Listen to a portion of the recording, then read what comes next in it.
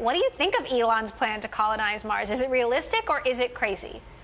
Well, first of all, it's super exciting, and I think that's the point, because I think that the most important objective of his announcement is to really galvanize support for this idea of becoming a multiplanetary species.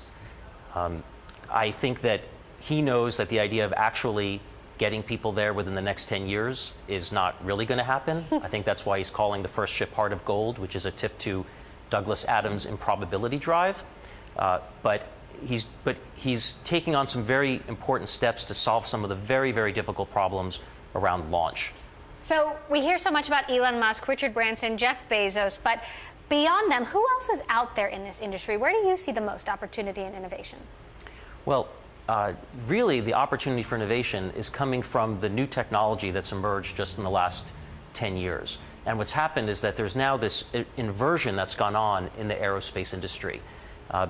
Through the last century, innovation in space meant making satellites bigger and bigger. And that meant that they were more expensive, harder to launch, so you had to radiation harden them, militarize them, give them redundant systems. That made them even bigger. And these enormous satellites, which got into the multi-tons and billions of dollars, in about 10, 15 years ago, the whole industry collapsed under the cost and weight of those. And it was actually a very dark and dry time for the space industry. And so in that vacuum, these philanthropic billionaires came in with a sense of mission. But more importantly, students from Cal Poly and Stanford figured out that they could get their sensors into space by using cell phone parts and create these very small CubeSats. And suddenly space became much cheaper, and 50 years of Moore's law was there to be harvested. And now you see companies like Spire and others taking advantage of this CubeSat platform to really disrupt the entire space industry. Do you think it's possible that dark time could descend again once people realize this is a really hard problem and that maybe it's just too expensive and too hard to get there? Right. Just like it did once before? Well, so we're talking about two different things. One is getting to Mars, and the other one is the development of the space ecosystem. Right. Getting to Mars is very, very difficult, and Elon didn't even talk about many of the challenges around the human factors. We don't know. Like what? Well, there's radiation danger, which he dismissed way too quickly. There's impacts of space on how we live, on our vision, on our psyche, on our organs. These are human factors that NASA's been working on for a long time and that they're not figured out yet. And then he's also trying to take a shortcut.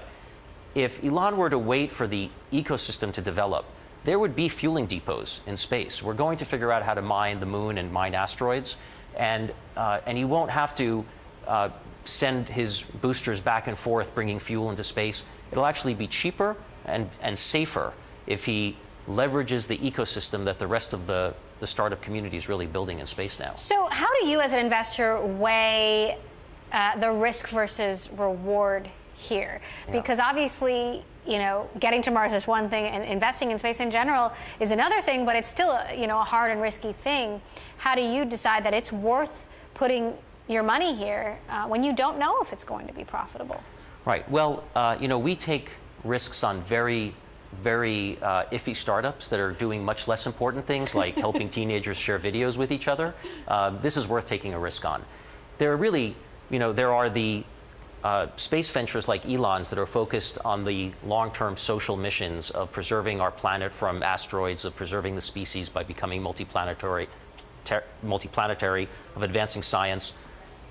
Companies can be profitable only if they're able to sell their technologies to the government, to NASA, in order to advance those missions. But there are a lot of other areas where you can see economic value much more quickly.